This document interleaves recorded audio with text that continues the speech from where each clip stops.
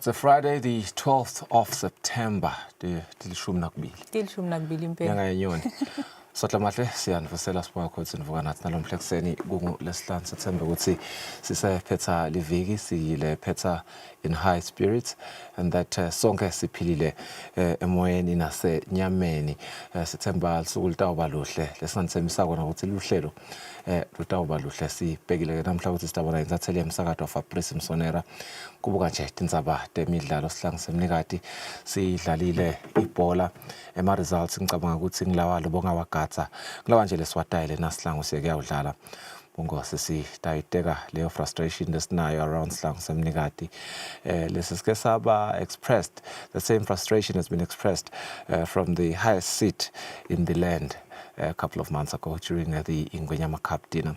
So it's quite sad that indeed we are still, just lamenting really this reality that Sihlangu Semnikati continues to display. Outside of that, indeed, we do want to look at what the Eswatini Premier League will look like. This is after, of course, the snapshot of the 8-Bet Trade Fair Cup, which is a warm-up tournament, if you will, looking into the league that will be starting in the next probably next month or two, Lapa Ekaya. So we do want to understand how our teams are looking in terms of their preparation, as well as just the camaraderie between the players. A lot of new signings were made, you will remember. So we do want to understand and analyze what that tells us or informs us going forward.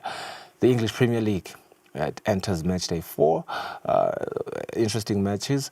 The Manchester Derby, of course, is going to be the talk of conversation for the casual fan, but other really important games that we want to enjoy. We do want to talk Liverpool, we want to talk Arsenal, we want to talk Chelsea. Those are the top 3 teams so far this season, and indeed they've been displaying a really interesting and fantastic cadence of football. So that conversation at 7:30 with Fabrice Msonera, but Notsile has a whole lot more for you. Notsile, what do you have? Ehlangatheni la kaMsifiso namhla sitawubuka indzaba ye-environmental sustainability nemithetho lekhona kuqinisekisa ukuthi livekati le-Africa liyakhona ukumelana nesimo sekuguquka kwesimo selitulu, but more so kube khona i-funding leba available ukuthi tinhlelo letisekela kulwa neguquka kwesimo selitulu tikhone kutholakala noma ke kutifezeke kuleli vekati kwatise ukuthi kuleli viki ama-African leaders bekahlangene ku-Africa Climate Summit yesibili e-Ethiopia kanti-ke kusenjalo kwabane Nairobi Summer School on Climate Justice. Tindzaba-ke leti nkulu-ke ukuthi yes, bantu labasha ababe involved, grassroots communities also should have their say, but more so we are speaking to environmentalists today. We're speaking to Eco Harmony, the head of programs at Eco Harmony. Lekwinhlangano lebukete emvelo khona la eSwatini yebantfu labasha, it's an NGO, but kuthi kusaliwa nalendzaba teguquka kwesimo selitulu nguyiphi imithetho ledzingekako kanti-ke futhi ngitiphi tinhlangothi lekumele ukuthi tisekeleke kakhulu. More on that conversation coming up at exactly 6:30. 3 minutes after 6, you're watching Kusile Breakfast Show. This is the Friday edition. We'll go for a net break. We have Siswati Tindzaba Masboya.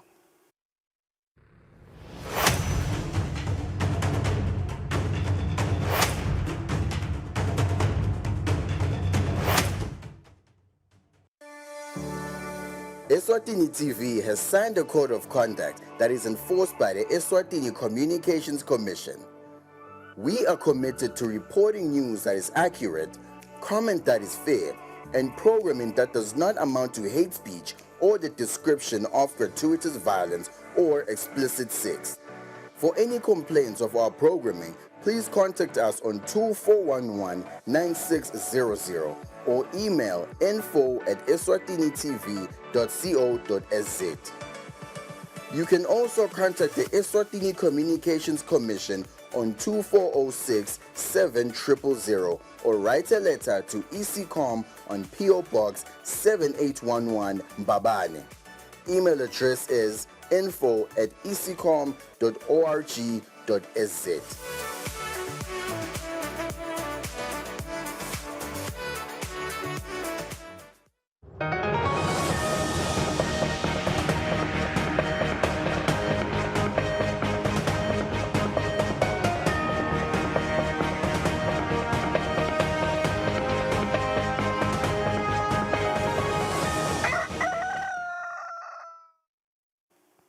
Tindzaba tetfu tesiswati maswati lamahle emaswati sekatawukwati kusesenesikhatsi uma kunetehlakalo letitako futsi ke akhone kutivikela kanye nemphahla yawo. Lokhu kutawentiwa kutsi sekutawuvulwa indzawo letawuba nebuciko lobusha lobutawukhona ke kubona tehlakalo tingakenteki. Lokhu kuvakele ngeliphini landvunankhulu umhlonishwa Kusile ngesuku lwangalesine ekuseni ngesikhatsi yetfula ngalokusemtsetfweni kutsi live litawubamba umhlangano lomkhulu evikini lelitako-ke lotawungenelwa bantfu labangetulu kwelikhulu nemashumi lasihlanu 150 lababuya emaveni lahlukahlukene akulesifundza lapho kutawetfulwa khona lo msebenzi ngalokusemtsetfweni kuphindze kugujwe iminyaka lelishumi i-NDMA yabakhona lapha eveni. Selivela kangwane-ke NDMA utabe angagidzi nje umgidvo wokuthi kumbe ukhanuke kuba netivakashi, kepha utabe akhuluma ngetindzaba letimcoka lapho sitabe silontsha khona naSADC nalo livela kangwane tabe lilontsha kwekuthi kube neplatform SADC njalo ngeminyaka kube neplatform lapho sihlangana khona sikhulume ngaletindzaba sibukisane emakhambi nako konke. Natsi-ke silivela kangwane nyalo sibhizi ngemtsetfo lesiwakhako lo natsi njalo ngeminyaka sitabohlangana singiletinhlangosi letehlukile bobabe tikhulu nalamanye ema-sectors lakhona eveni ngoba sonke lo mkhuhlane uyasivelela. Sihlale phasi sidzingidze letindzaba sibuke sicwayisane sibone indlela lesingaphumelela ngayo. Siphindze futhi thina siba kangwane sitabe sibuka kwekuthi silontsha lokhu lesikubitwa kuthiwa i-Eswatini Drought Center of Excellence. Nakhona lapho sisitwe i-World Bank kakhulu ngetibuchwephesha. Nanganje manje siyawabona lapha uyafaka Eswatini Water Services. Asuka kalavumisa akazombodze emuva. Asita kona lokuthi kube nemanti noma ngase kunjani emaswati angabulawa boma. So konke lokho siphindze futhi le center yethu lenye lebuka lama early warning systems ukuthi sidadishe sibuke kwekuthi kepha somiso sitasishaya njani sisishaye nini sitabe sikabe kangakanani. Sibhedlela se-RFM semukele i-ambulance lengabita 1 million emalangeni lekuyimali lechamuka etiko letemphilo. Le ambulance itawusita ekutseni tigulane tisheshe tifike esibhedlela nekunakatimo letiphutfumako. Njengesibhedlela lesisenkabave yelive, sibhedlela se-RFM beside kahle timoto tekusebenta kufaka ekhatsi wona ima-ambulance. Sibhedlela-ke safaka sicelo etiko letemphilo sekubanjiswa ngetimoto. Indvuna yetempilo umhlonishwa Mduduzi Mathebula ithi le ambulance itawudlala indzima lenkulu ekubambiseni lesibhedlela etidzingweni taso njengoba sekutawukhona ukuthi tigulane tihambe kamelula njengoba-ke besiceka kulolo hlangothi lwetimoto. Le ambulance imali yayo ibita 1.1 million. Sithi asiyilethe la eNazarene kulandzela ukuthi sibacele ukuthi bayacela ukuthi itiko imane libabambise nelithulusi lekusebenza. Sisemkhankasweni-ke sibe tempilo ukuthi silungise le tempilo etinhlangonisini letiningi kufaka ekhatsi tona tindzaba temaphilisi kufaka ekhatsi tona tindzaba tetakhiwo ukuthi setigugile nasetindzaweni letinye kufuneka takhiwo letinsha nato tindzaba tetisebenti kokuthi atisito letanele nato tindzaba tetimoto kokuthi atisito letanele. Silitiko wesiphuma wona umkhankaso timoto lesesititsengile nje kulo less than 2 years tiyendlula ku-7. Umphathi wase-RFM Mazwi Mavuso uthi sebatawusebenta ngcono ngekuba khona kwale moto bayabonga kakhulu kuye uhulumende weNgwenyama. Lolu sito lolu sita lusebenzisa ngalokufanele phindze silugatse ngalokufanele Thina njengesibhedlela se-RFM sibambisa lona litiko letempilo ngoba vele siyi-parastatal, umsebenzi wethu kuletha lusito lwetempilo esiveni. Kuso lesikhala setimotokani msakati sisakhona vele isikhala ngoba sisibhedlela esikhulu nje siphinde sibe nemitholampilo lengama-20 lekhona kulo lonke live. Senda-ke ema-outreaches, lokhu kuletha lusito kudvute nebantfu. Lo msebenzi loyo udzinga tona timoto futhi udzinga nalabo fuel ukuthi sikhone kwenda loyo msebenzi loyo. Sibhedlela se-RFM sithi singabonga kubanjiswa ehlangothini lwetimoto nanguletinye tinini njengoba ngulapho badzinga khona lusito kakhulu kude bakhone kuchuba umsebenzi wabo nekuthatha tigulane tisuke emakhaya tite esibhedlela kanjalo-ke nekutiyisa kuletinye tinhlangothi noma-ke kuletinye tibhedlela. Lobika kongiya nemsibi kamanzini. Libhange le-FNB, i-First National Bank, impahla lenayo pheceledi yama-assets kulomnyaka mali wa-2024-2025 nga-6% lokwenta ukuthi leli bhange likhone kwakha 10.3 billion emalangeni. Besito presenter annual financial results at the year 2024-2025. As part of that, she highlighted as well what FNB has contributed to corporate social investments. We invested in total 5.48 million into different initiatives as FNB, as well as partnering with the FNB Foundation. The other highlights have been in terms of how FNB has contributed to the Entrepreneur of the Year, where they were giving a prize nationally. But what we started this year is also introducing prizes in the regions, and that is to make sure ukuthi siya contribute kuthuthukisa the different regions tigodzi talapha ekhaya kangwane. And then the last one is in terms of a focus from an FNB perspective ukuthi sifuna focusa kubosoma business labancane ema-SMEs. Part of that is through the Entrepreneur of the Year awards, but also in terms of introduce lamanye ema programs nema products that our supporter. And we were able to also be a trade fair, Kangwan, where we were there with our staff to make sure that we provide the necessary support to my customers, both my individual customers as well as also my business, so that we're able to penvula imbuto lebebanayo regarding what FNB angabasita njani. Impahla lethengwa ngayo imali yesikhwama sekuthuthukisa tifundza i-RDF ukufanele inakekeleke kude-ke itawukhonza ichubeke ithuthukise timpilo taso sive emimangweni. Emetameni yakuqinisekisa lokhu libandla lelitiko letinkhundla lihambisana nebenkampani yaka-Mercedes bavakashele inhlangano sicalo sentutfuko Multi-Purpose Cooperative Society lesenzaweni yasebulanzeni.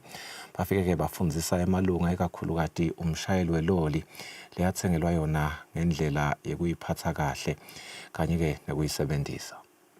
Lokhu kunikelwe thina kukabalwa hlobo.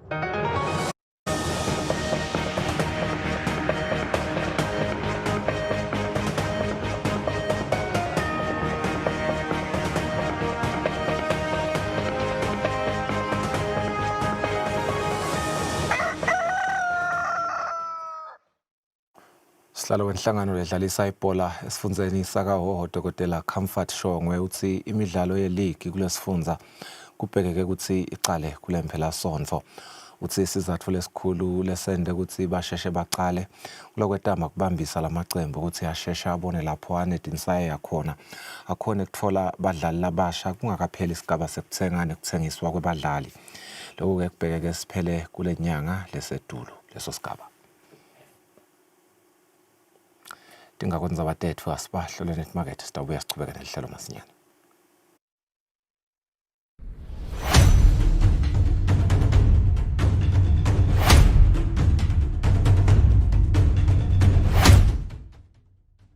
Be sure to catch Business Watch every Wednesday between 2 p.m. to 3 p.m, where we feature the latest updates on business news, market trends, and exclusive interviews with industry leaders, as well as insights on emerging small and medium enterprises in the commercial sector. Business Watch, your business leader.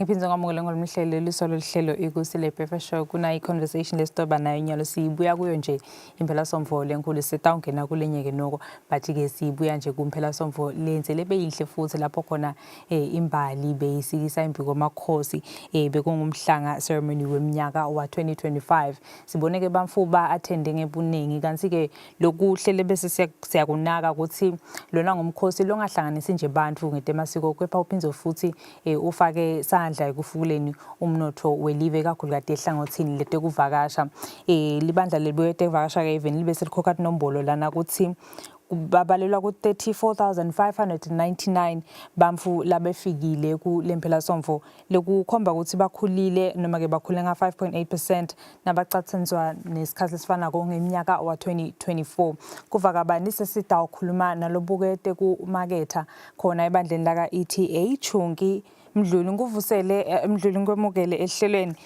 15,536 international visitors 19,063 eMaswati residing abroad. Interesting figures. Engabe nje kusho ukuthini leti nombolo kini libandla letekuvakasha considering it was just one specific weekend but a very beautiful weekend at that. Siyabonga kakhulu umhlakati siyavusela kuso sonke isive seMaswati njengoba sewushilo ke inombolo tethu ukuthi sikhulile ikakhulu ema-international arrivals ethu I think isineke yasithokozisa kakhulu silibandla letekuvakasha ngoba kusho ukuthi umnotho wakangana uyakhula njengoba sathi ukuthi umgomo wethu ukuthi sikhulise inombolo letingena ngekhathi Eswatini siphinde ke sikhulise nemnotho ke khona ekhaya Eswatini usijabulisa kakhulu ke kubona leti nombolo leti ukuthi siyakhuphuka besingakagasi inombolo letingaka kepha ke ngikuboka ema-events labekhona noma imicimbi leyo bekhona nasingabuka nje emuva kancane siyabona sisichamuka kubo Sozereli ne-trade fair letivakashi bese ke kuba ngumkhosi wemhlanga lo lesekete indimbane letivakashi esisibonile ke nema-African traditional leaders eta nawo nema-tourists labekezele ke atitela ekhaya Eswatini njengoba sathi ukuthi esikhathini lesiningi ema-tourists ethu vele awuthakasela kakhulu umkhosi womhlanga sijabula kakhulu thina silibandla letekuvakasha ukuthi njengoba sathi ukuthi salahlekelwa kakhulu ngendaba ye-COVID sesiyabona ukuthi sesiyabuya inombolo sesiyangena ngakhona ekhaya Eswatini sithokota kakhulu kungasiko lokho nje kuphela nekubonga kakhulu ukuthi akusiko nje kuphela la ka-tourism lapho khona sibenefita khona nabo somabhizinisi laboncane nabo bayabenefita ngalokuthi uma sekunalo mkhosi womhlanga lama-SMEs ayakhona ukuthi athengise nawo azuze ngoba konke kuzuza kwakhona kuphinde kubuyisele back into the economy of the country so sibonga kakhulu nje ukuthi inombolo tethu sijabulise kakhulu nasicathanisa neminyaka lophelile. Chunki, my colleague and I were having a conversation earlier ukuthi uyathi nasesibuka lo mhlanga uyakhanga awukhange nje kuphela lamaswati uphinde futhi ukhange nebamba ngaphandle kwakuleli kepha nasesicathanisa nale minye imisebenzi lemikhulu noma imicimbi lemikhulu lebakhona even kufaka ekhathi bo MTN Bushfire ngathi ucomputer ngelizinga lelisetulu impela. What's your stance on this? Do you think it's true? Nasibuka nje leti nombolo leti bekhona ukuthi uyathi Lomhlanga, there's not much, but there's a lot to it compared to what you would find whether Siguluju, Noma Sigu, MTN Bushfire. Do you really share the same sentiment? Yoguti Lomhlanga is, or the cultural events are doing more for us or more for the tourism industry? Uteka yona sibili nothile njengoba sisho nje ukuthi inombolo lethu kulomnyaka sijabulisa kakhulu na uticathanisa kulomnyaka lophelile kepha ke nasibuka lamanye ama-events lafaka ekhathi bo-Bushfire Festival siyathi ukuthi Bushfire Festival niyo lesilethela tivakashi letiningi kakhulu kepha ke nemikhosi yethu kangwane ikakhulu lo mhlangano othile ngoba lo mhlanga singabisa ngesiphecelezi it's a major tourist draw card to the kingdom of Eswatini kusho ukuthi bantu labaningi kule mikhosi lekhona kunemkhosi wemagano bese ke kuba nencwala bese ke kuba nemhlanga kepha ke lo mhlanga nguwo lo letha abantu labaningi even nakangwane futhi ke sijabula ngalokuthi uyakhula ngeminyaka njengoba besikhona nje e-stadium LCC sibonile ukuthi kwasona le stadium sesincane kakhulu ngoba abantu bebaze bahleli phansi esikonteleni kutshengisa ukuthi abantu basitheke ngetinkani kungaseko kuphela kwekuhamba nemaswati nje nothile nawo siyawabala into the tourism value chain ngoba bayaphuma baqhamuke etinhlangothini letihlukene baqhamuke kuma-regions lahlukene bete batomukela wona umhlanga so kusijabulisa kakhulu kusho ukuthi emasiko nemihambo aseswatini bantu bangekhathi eswatini bayayimukela nebantu netivakashi sesicalile nje siyathola imibuto ukuthi ema-date alomnyaka ladakwa athini ngoba ngingasho ukuthi phecelezi Umhlanga Festival 2025 is trending enobuka bo social media solo kuyapostwa ngawo. So abantu bayachubeka. This is good news for the country, not because nito letimbo letisibeka emephini and tikhulumisa tindzaba leti positive about live la Kangwane. Singabuki nje kuphela the negative aspects ngoba esikhathini lesiningi bese abantu batrendisa info lengasiko liqiniso. Kepha-ke le mikhosi lenje isisita ukuthi sikhiphe tindzaba leti liqiniso netimbo letindekalako in real time. Kusho ukuthi-ke ngiyo-ke lesilethela ukuthi bantu noma ahleli lahleli khona even lelikhashane uyakhona kubona bese uyahawukela athi nami ngiyafuna kuba khona kulomnyaka elotako vele usilethele tindimbane netimbane tivakashi kungasethe nje kuphela tivakashi letikhona tivakashi lengwenyama nato tiyasilethela abantu labaningi ophela abete bodwa ngikhanda ukuthi beta kumbe balithimba bete batovakashela ekhaya Eswatini. So sijabula kakhulu-ke ngicabanga ukuthi nekuthi-ke ne-trade fair ibe nemthelela lomuhle ngoba i-trade fair yendeke back to back nemhlanga shothi nje sisuka kuSwazireli sangena-ke ku-trade fair sesisemkhosini wemhlanga lokuthelelana kwale micimbi kwentela ukuthi kubambe lezivakashi singahlali isikhathi lesincane njengoba wathi ukuthi our mandate is to increase the average length of stay in the kingdom. Usho ukuthi nasafikile lo muntu wabona iSwazireli kumbe-ke udaily trade fair so tawuhlala athi sengizawuhlala nemhlanga lapho-ke kwenta ukuthi le busuku noma emalanga lapho atawuspenda abe maningi. Kusho ukuthi-ke in terms of tourism arrivals ayakhuphuka nasibuka-ke in terms of the contribution of GDP into the economy and also-ke nalokuhlala busuku lobuningi nothile. From entry points into the country to, the country having actually a global audience on digital platforms, Eswatini are really playing their part, showcasing what this beautiful kingdom has to offer. What does the value chain? Can you unpack the value chain for us? Okay. Kahle nasibuka i-value chain yaka-tourism sicala nje umuntu nakangena egedeni noma-ke asithi entry point langena kuye kungaba se-airport kungaba segedeni nakangena nje lo muntu ngiyabekisa sokwenza-ke ku-petrol uyetha abo-petrol sokukhona la kucoshako maybe ufuna kuthenga umbila lo wosiko kumbe uthenga leyo airtime so uyangena even la Kangwane uyawuhamba-ke lo muntu loyo abhukhe ehhotela noma i-lodge facility noma i-guest house noma i-Airbnb tofika abhadale lapho kudla natakudla nakhona lokho kuyabala ngekhathi ku-tourism value chain asuke lapho kumbe utawuthi uyathi ngiyafuna-ke emhlakeni kepha nje ngithi umuntu lotangisida ngoba angisiwa la sokucasha i-guide ngaloko-ke kucasha ama-guide lesinawo nje ama-guide agayida labanye base-China labangena ekhathi Eswatini ngasibo bona bothwana qasha-ke guide uyambhadala labanye baqasha imoto ukungena ekhathi Eswatini kusho ukuthi nawe ama-companies abolekisa ngetimoto nawe ayabenefitha nasekudleni kanjalo nemvunulo-ke nayo kakhulu ngoba umkhosi womhlanga nabo bayafuna kubukeka abanjengathi babukeke banothile bayathenga-ke nakhona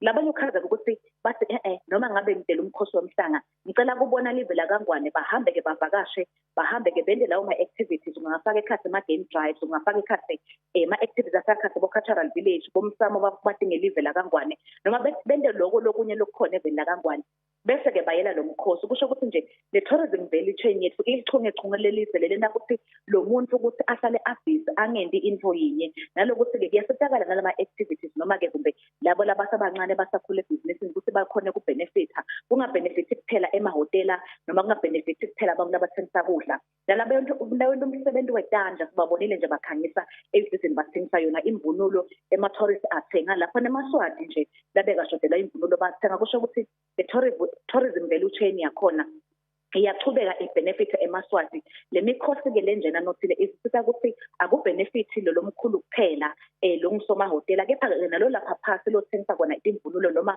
udla noma lokho lokuncane naye uyakhona kubenefitha kusho nje ukuthi kuba nale mikhosi lemikhulu ifita kakhulu ive la Kangwane ngoba thina sikhombisa nemavele amakhulu lesingakhoni ukuthi sikhombishe nawo kepha-ke le uniqueness of the culture that we have niyo lesena ukuthi sihluke kunawo onke amavele akhona. Allow me to commend you, Chunke Nilbanta. You've really done your part.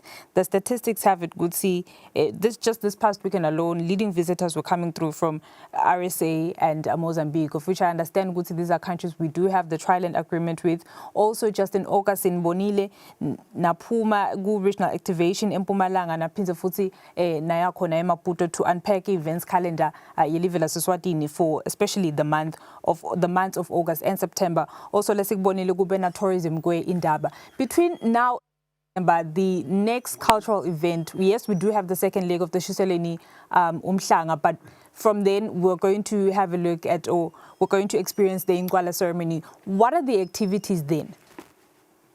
njengoba sibuye nje September kusho ukuthi inyanga yedekuvakasha sithi World Tourism Month lapho sibuke khona ukuthi sithathe emaswati ukuthi akavakashele live lawo kepha ke inyanga yenyoni siyathi ukuthi inyanga yokuthi sikhuthaze dekuvakasha nokukhangisa ngemasiko njengoba wathi ukuthi sibuya emkhosini wemhlanga lapho khona sawuthi celebrate khona iWorld Tourism Day mhla ka-26 September njengoba lona yi-date liyakhethwa ngu-UNWTO ukuthi ke onke emava emhlaba la anda dekuvakasha aka-celebrate ngaleli langa leli.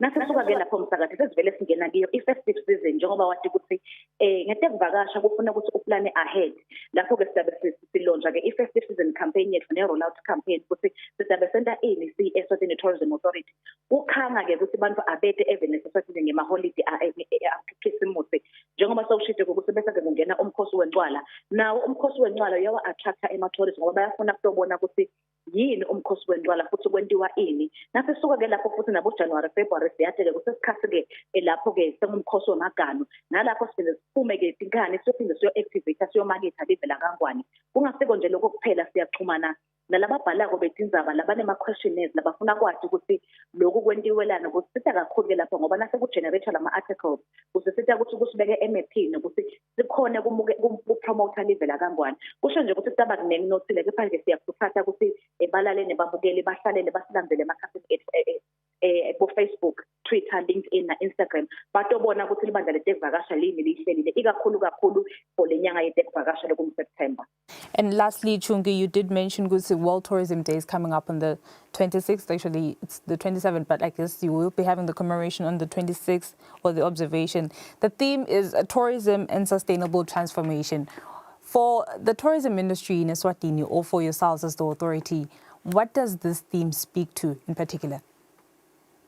Sinenjena sibuka i-sustainable transformation ukuthi kulonzeka kumagugu eliswati ngendlela lekahle lebayivumelako emave ngemave njengoba wathi nje nothile ukuthi nyalo kunabo global warming kusho ukuthi izindlu lesitakhako noma kumbe la sisebenzela khona sizamade kugcibeleka kufuna kube sustainable kube yindlela lekhona ukuthi imukele lesimo lesesikiso nyalo kubungada ke lo mkhosi wethu mhla ka-26 sabe siyahamba siyovula elenye yetikhamiso tethu lekuthiwa yi-community tourism project kuthiwa yi-Matamo Lake project lapho khona siyobuka le restaurant yakhona njengoba umlisa wake waya nje wayobuka ukuthi ngutiphi indzawo tekuvakasha lesisemakhaya sineke kakhulu kulesicubulo sifuna ukuthuthukisa tekuvakasha emakhaya lapho khona sithi abantu abavakashele indzawo tekungcebeleka hayi emadolobheni kuphela kepha etindzaweni tasemakhaya lokho kusho ukuthi noma ngabe tisemakhaya letindzawo atichubeke tibe sustainable kusho ukuthi nje indlela labatisebenzisako ngema-daily operations kungaba konga emanti kungaba indlela tekusebenzisa bogesi babo kungaba indlela labo khona balima khona kudla kungaba indlela tema-digital platforms so kuningi nje kuya ukuthi umuntu uyakhetha ukuthi kule sustainable transformation yena ubona ukuthi angadlala lephi iqhaza kusho ukuthi-ke sibonile-ke indzaba tekuvakasha kakhulu Eswatini zihambela embili ngoba tifake ekhathi bo-tourism tifake ekhathi bo-community tourism tifake ekhathi nato tebuchwephesha ekhathi ukuthi abantu abatisebenzise bachubeke for indzaba tekuvakasha nasi-ke silibandla letekuvakasha siya-embrace kakhulu le theme kusho ukuthi siyayilandzela njengoba sinikwe ngumhlaba-emhlabeni wetekuvakasha msakazi.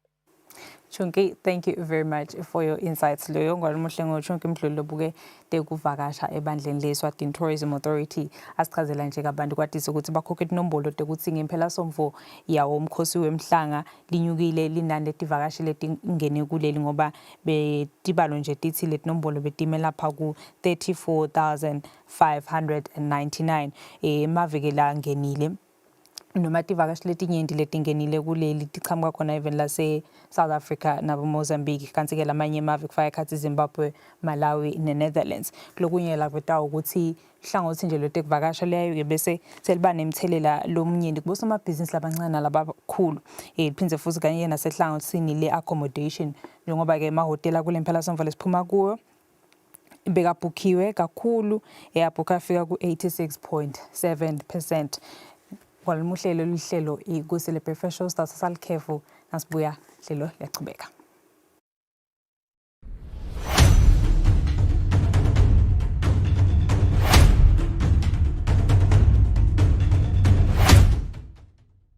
Befika ngitshela yona khona butsotsi lobukhona ufuna kwendiwa la bekusolo ngashintsha ingane nawo ngombuto wami kodwa sesiyabona late ukuthi oh bebafuna kula kukhona lapha sibamba khona kunenhloso mina ngitelwa vele kuna provident fund na pension fund uthi kolombuto sekanje uyahambisana lento ngithi ngikhothana sekuhlanganiswe la leya buka nikhuluma ngalento lebasifundisa ngayo lenkundleni nine vele uyabona silwane na hembe nishaya isingisi nyanikeva nangiconversion conversion siyama conversion kufana ngenguquko noma ntshintso ususe automatic uye kumanywa lalela ke lethi tinguquko letinhle hembe nawe silwane lalela nje inzuzo lalela inzuzo bathi sekuke umuntu longeka khona kuba ingcenye yale nguquko silwane lokho ukuthi noma nga formal sector no informal sector lokho ukuthi nathi thina sisebenza la emakhaya sino pensionable sonke but khona imali etafuna ithingete la lalela kude imali leta ungeteka yesilwane leyobo uvele umqasha akufakela yona nawe uyifaka good lana kuya ku upgrade kuyamarinedwa lana silwane uyangifaka ukuthi ngitsini shona gogo ufuna utshela mina wena ukuthi nyalo provident fund setaba ngilo pension fund setaba betlo provident ngisho lokho nje namba khuluma ngeminyaka lapha ukuthi lona 45 kuyela yena ayimfaki lendzaba bathi kusuka nje ku45 kuya le utawuchubeka wena nale provident fund kodwa ke kuyendansi ku45 senithola le nguquko le sesengena kulese nivele nebuyiswa ngalani siwalila kule nguquko lo sethola siba pensionable so masiba sifika eminyakeni yokupension sisiyakhona kuvela fastelweni yinhle kakhulu lento lena esibane yinhle bebangasichazeli le bangulela kuhle gogo yebo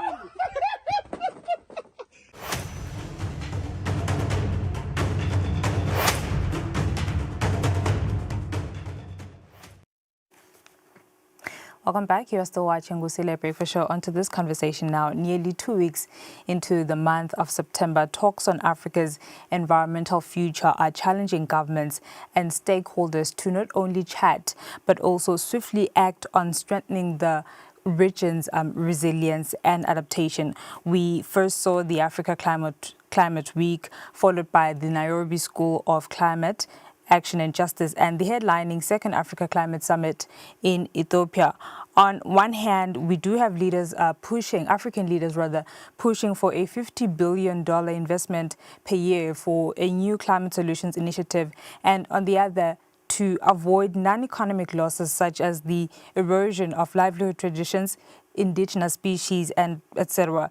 Between financing gaps, the rising hope for a booming economy, and original declarations on paper, where do environmental activists and environmental champions stand? Heather Evans-Ngomo joins me now. She's an environmentalist or head of programs at Eco Harmony Eswatini. A very good morning to you, Heather, and thank you so much for your time. Let's get into this now. Climate justice and equity are often popular themes. And how do you define climate justice in the context of Eswatini or your observations from the region? Thank you so much for having me. I think I'm going to start by giving a brief background of climate justice. So climate justice at its core is about acknowledging that those who have contributed the least to climate change are the ones who are suffering, and they are the ones who are affected by the climate change impacts. In the context of Eswatini, I think in the region, we are seeing the effects of climate change by recognizing that there are communities which are really vulnerable to floods, erratic weather patterns, and I think in Africa, we depend on rain-fed agriculture and have limited resources to adapt. So, yeah, that's what I can say. Heather, which groups are most impacted by climate change? It's women, children, and those people who really depend on agriculture, farmers, to be very specific. Right. You participated in the Nairobi School of Climate Justice. How do you think the conversations there align with some of the conversations, with some of the initiatives that need to be undertaken by African states to ensure that we are environmentally sustainable going forward? What I can say is that the Nairobi Summer School is actually an important platform because they enlighten people about historical and ongoing inequalities. This includes holding high-emitting nations accountable for their role in ensuring that development pathways are not replicated in a way that harms local ecosystems. It is a great platform because they are leading the poly-crisis era and all those things. So what I can say about the platform is that they empower grassroots leaders, indigenous communities, marginalized groups, and all those people that are underprivileged. Heather, nature-based solutions are becoming central to climate resilience. What do you think what is the role of local ecosystems in terms of mitigating climate change impacts? I think the role of the locally based organization is to do awareness campaigns and do the practices of afforestation, stop deforesting. Really, it's all about making awareness campaigns to the rural communities. They have the voices there, and so many people lack information in the rural. So their role, to be very honest, is to do awareness campaigns and enlighten people about the dangers of deforestation and all those things, and also encourage afforestation, stopping the things that really cause climate change, because people don't really understand what climate change is all about. But what is climate change all about then? Climate change is, to me, it's a crisis because it really affects a lot of things. It's changing a lot of things. So many people are displaced. I don't know if you've been following what has been happening in Mozambique. They have floods almost every year, and people are displaced and all those things. So even here in Eswatini, sometimes we do experience floods in the rain season and all those things. So you can tell that people are not going to harvest a lot because of these things. It's going to just wash away everything that those people have maybe plowed or something like that. So that is climate change to me. Climate change is really a crisis. Like, it's a problem. I don't know if I'm making sense. You're a young leader championing environmental sustainability, and right now there's a shift towards intergenerational responsibility. How do you think yourselves as advocates, as environmental champions, as stakeholders, how do you think you can advocate for governments to incorporate long-term thinking into policy rather than short-term responses that prioritize immediate economic gains? When we are talking about maybe at government level, we need to encourage our governments maybe to get funding, because there are platforms where they can apply for grants and stuff, not loans, grants. And as an activist, what I can say is the government, it's really difficult because as Africans, we do not have resources and stuff. And in terms of policy, yes, we need to have maybe legal frameworks that are very, very much enforceable and stuff. But then the problem is, it's a complex issue.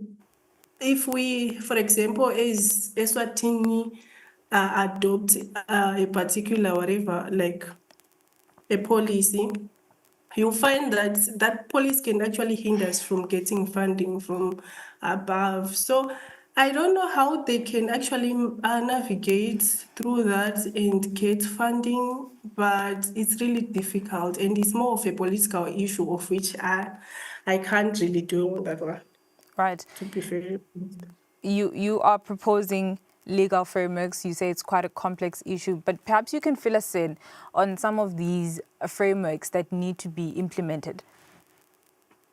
For starters, I think it's very important for Eswatini to adopt the extended producer responsibility, because when we adopt that legal instrument, it's going to help us in what do you call these things? Recycling, and is going to bring more grants, because we will be building innovative hubs and stuff. So if we can actually get the laws that regulate around that, I think it's going to be good. For starters, I think EPR is the best policy for us right now. It's going to help us in recycling and all that. You Circular mentioned economy. Okay. And stop seeing waste as something that is really bad, and we can actually make it something that is going to generate income for the youth and create job. It can create employment for the youth, because they will be having something to do around that, turning, for example, plastics into something that can be valuable tomorrow. Right. You mentioned that there's a need for stronger financing. We'll get to that. But currently we do have the ongoing, or if it's not yet to conclude, the Africa Climate Summit, which is actually the second edition, where leaders are gathering and discussing how Africa can combat climate change. African leaders are calling for greater collaboration on climate action. From an advocacy perspective, how can developing countries contribute to and actually benefit from the collective action across the continent? I think as Africans, let me say, as a continent, what they are doing in Ethiopia is actually a great thing, because right now there's a declaration that they released yesterday. They concluded the summit yesterday, and they made such powerful demands. We need to stop seeing climate finance as something that we don't really deserve, because these problems that we are experiencing right now, we are not the cause of those problems. It's the European, let me just call them the global north, and then the global south is us who are suffering, because we don't have the resources to deal with the climate change problems. So right now, the declaration really is actually a good thing, because they made such strong demands that we are entitled to finance from the global north, because we are suffering from the things that we did not create.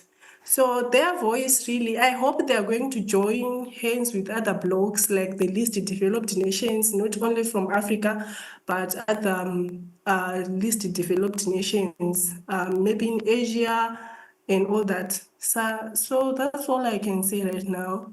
That's how we can actually make our voice heard by those people, because they're not stopping the emissions and stuff. They are continuing because they know that they have the finance, and they are just going to give us the money to keep quiet and all those things. So I think now it's high time for the African countries and other blocs to really demand low emission rates from those people, like what the Paris Agreement says about 1.5 degrees Celsius, and we need to reach that by 2030, but I don't see it happening because, well...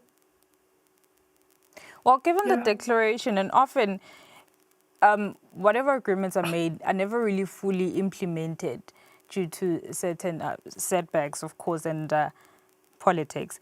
But most countries are vulnerable to drought, flooding, and extreme weather events. Given what you've just said, do these organizations and other blocs, do they owe Africa anything? Yeah, they owe us a lot. It's our colonial thing that we need to have, because they're the ones who came in here. Now I'm going political and I don't want to do that. Yes, they are. We are entitled to the finance because Africa emits 4%, and that is the least, I think, percentage. And the developed nations are emitting more than that. They are emitting 85. If you look at China, if you look at America, they are still emitting high pollutants and stuff. And we are the ones who are suffering in Africa because we don't know how to counterattack those problems. And we are entitled because we did not create this problem. This problem was created by people, by the developed nations, actually. Let me just say that. But yes, we suffer from the climate change crisis, and we only attract about 1% of global green investments. Be that as it may, we do have potential to produce up to 40% renewable energy worldwide. If we hold such economic potential, why is it their baby to nurse? Because they're the ones who created the problem. It's not our fault that we are in this crisis. It's their fault. We never emitted something that it was going to amount to this problem. It's only 4%. I don't know if you can go and look for this declaration. It's only 4% that we are emitting. And the other issue is that it's their baby to nurse because there's a environmental law policy that is called polluter pays principle. So when you pollute something, when you do something that is wrong, you're the one who is supposed to like remedy that situation. So it's their duty, it's their obligation actually to give us the money so that we can deal with the climate change crisis, the impacts, the droughts, the flooding, and all those things. Yeah, we do have the potential to transition, but the honest truth is we can only do that if they give us the money. We don't have the money to transition, to go into green, fully green energy thing. We do not have, because we don't have the resources to do those things. They are the ones now that are saying we need to transit, we need to change, we need to move from A, B, C, D, because they have the capacity to do those things. As Africans, we do not have the capacity, financially speaking. Hence, we are asking for the funding from them, not loans. We want grants, not loans. If we don't have the capacity, then wouldn't you say this is a challenge for young environmentalists? This is a challenge for lawmakers within the continent? It is a challenge, but the good thing is now we are coming as one bloc and other blocs to really sit down, like ahead of COP30 that is going to be held in Brazil. This gathering that they are having in Ethiopia is really about that. To demand, we want money.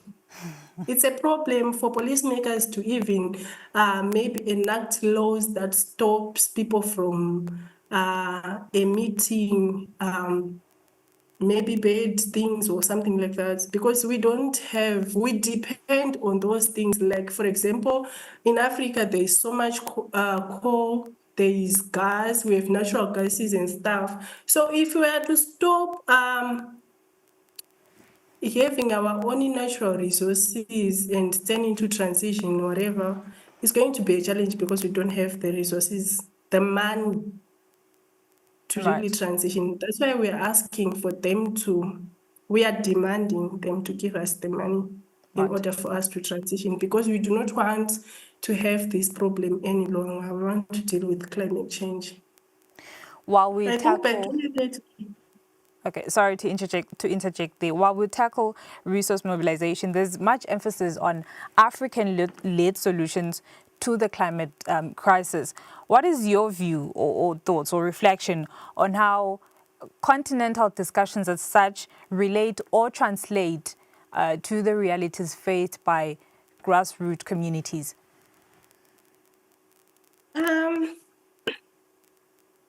Financing is just not a gap in Africa. It's actually something that is serious. In rural communities, if we can get money, I'm going to go back to the funding. If our governments can get maybe money from UNFCCC and all those platforms, all those organizations, we can maybe fund our only local communities to deal with this problem. You know, that the only problem that we have in Africa is capital. We do not have capital. We must push for maybe debt restructuring, more grant-based funding, and a shift away from high-interest loans that burden developing nations and stuff. So, focusing on domestic resource mobilization and African-led solutions, we can only achieve that if we have the money, so that we can explore innovative financial instruments like green bonds, carbon taxes, and public-private funds that can channel local capital towards climate action. And then, Right. Heather, I'm going to pause this one right here. The first week of the month marked the Africa Climate Week, which highlighted the need to raise Africa's share of renewable energy financing to 20% by the year 2030, which is actually the same year we're supposed to have at least achieved the SDGs. From an advocacy perspective, what do you think this means for lesser developed states that are still in the early stages of clean energy transition? may you please repeat that question? If we're talking climate justice in the continent, we also need to speak on Africa's share of renewable energy, of which the financing for that needs to go up by 20% by the year 2030. Of course, this is positive, Yes. It's great potential, but what does it mean for the lesser developed countries that probably would still find such initiatives quite difficult to fund?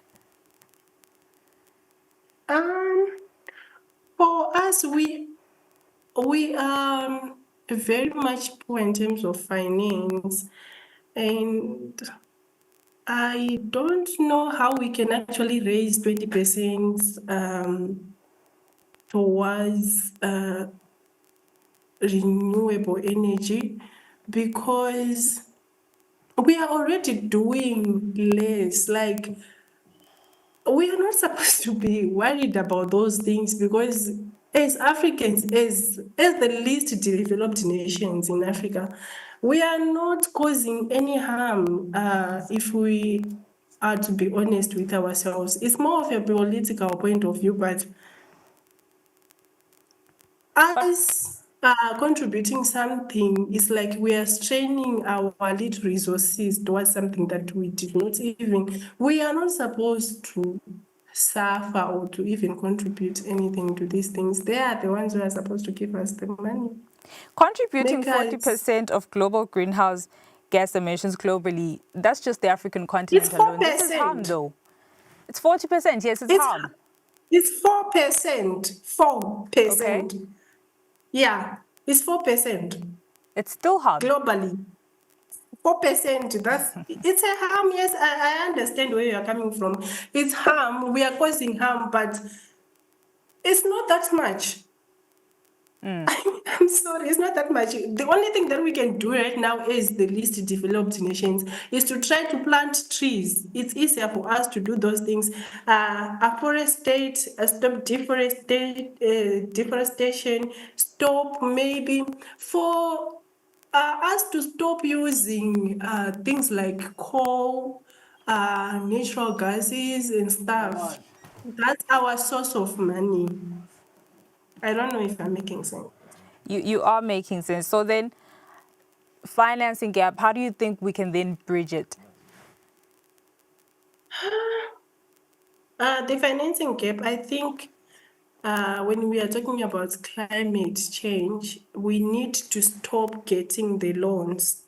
We do not want them to give us money in loany terms. We want grant-based. finance. Like if you give me a grant, it's something that I don't have to return later. Africa, most African countries are suffering because they're in debt. So if we can get grants, not loans, I think we are going to be good to go to really try to push for this thing. Right. This is my second to last question.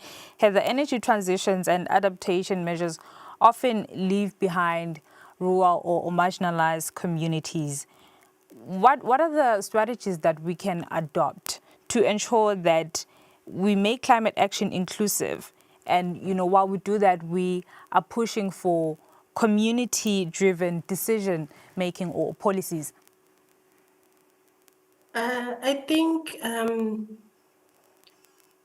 as nations or something, for us to be inclusive enough, when we are talking about issues that has to do with maybe, for example, rural communities, we need to go down to the rural communities, engage with the local people there, or something like you go to Zinkundla and stuff and then hold your consultations there.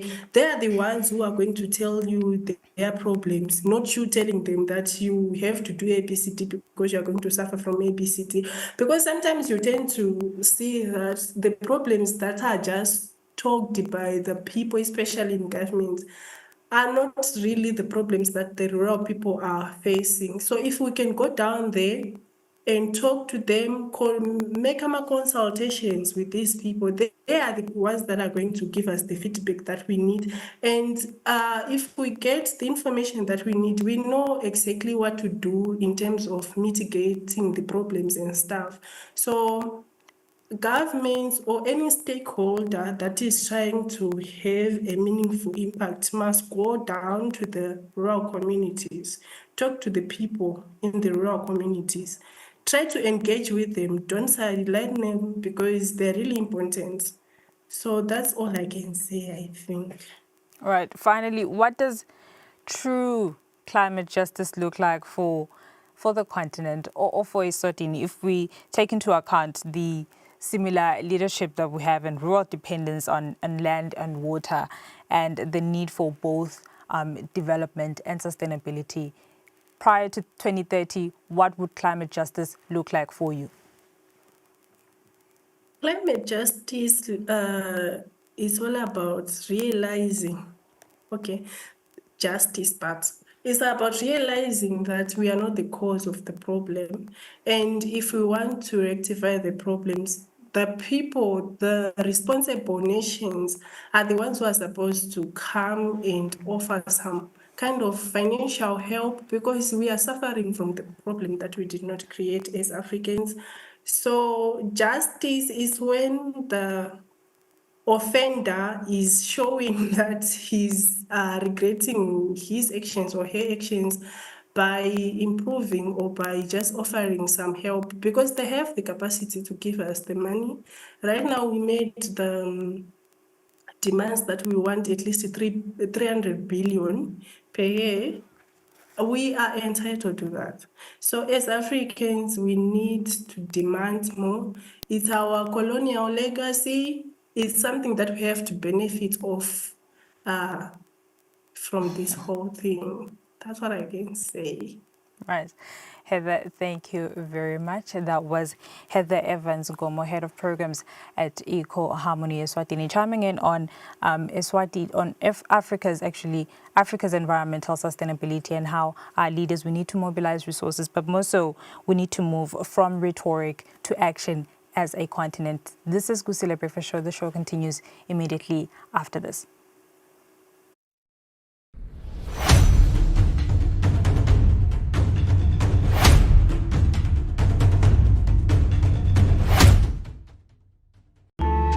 The Platform, your front row to elite perspective.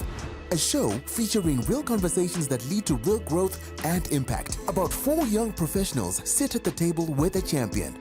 An industry leader who's walked the path and is ready to share the blueprint. From bold questions to breakthrough moments, the Platform creates a space for mentorship and practical guidance to help you move your career forward. If you cannot look after the resources that come your way, you will stay perennially poor. And money usually takes the character of the hand on which it's at. If it's a reckless hand, it lacks custodianship and stewardship. Money will always disappear. I don't care how successful you are. Something has got to shift and change from the space of the leader. Whether you're sitting as a manager in a corporate or you're sitting as an official in a government space, these young people are counting on you to help them create an environment that is conducive for their dreams, their goals, and their aspirations. My key takeaways are it's okay to start small and to focus on where you are. The impact that this show had on me today is, again, just expanding my perspective on how business works from different voices. Giving you a limelight to say, you can be the best that you can be, regardless of your humble beginnings. I come from Mafutula, and today I am here, and I'm proud to share my story. Catch The Platform, a breakfast with a champion, Thursdays at 8 p.m. only on Eswatini TV.